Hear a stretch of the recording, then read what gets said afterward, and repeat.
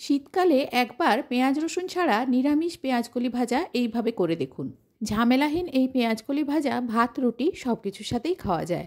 নমস্কার, আমি শ্রীপর্ণা। অমৃতকুম্ভ চ্যানেলে আপনাদের সবাইকে স্বাগত জানিয়ে আজকের রেসিপি শুরু করছি। পেঁয়াজকলি ভাজার জন্য কড়াইতে কিছুটা সর্ষের তেল গরম করতে দিলাম। তেলটা গরম হলে দিয়ে দিচ্ছি 1 চামচ কালো জিরে। কালো জিরেটা ভাজা হলে পেঁয়াজকলিগুলো দিয়ে দিলাম। পেঁয়াজকলিগুলো ধুয়ে এরকমভাবে কেটে নিয়েছি। তেলের মধ্যে নাড়াচাড়া করে পেঁয়াজকলিতে তেল মিশিয়ে নিয়ে ঢাকা দিয়ে দিচ্ছি। পরিবারের সদস্য সংখ্যা অনুযায়ী পেঁয়াজকলির পরিমাণ বাড়িয়ে বা কমিয়ে নেবেন।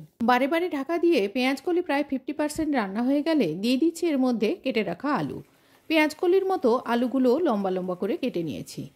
2টো আলু ছাল ছাড়িয়ে ধুয়ে এখানে ব্যবহার করেছি।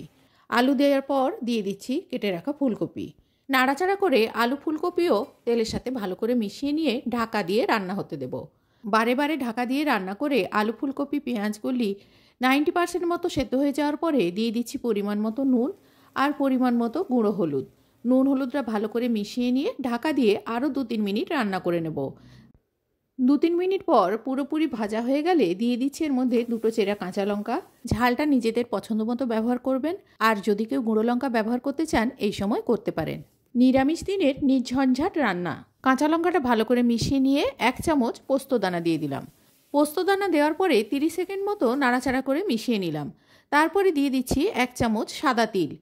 তেলটাও ভালো করে মিশিয়ে নিয়ে দেখাচ্ছি আপনাদের পেঁয়াজকলি আলু ফুলকপি ভাজাটা কেমন হয়েছে। ঝামেলাহীন রান্না হলেও খেতে কিন্তু এটা বেশ ভালোই লাগে। একবার ট্রাই করে দেখবেন।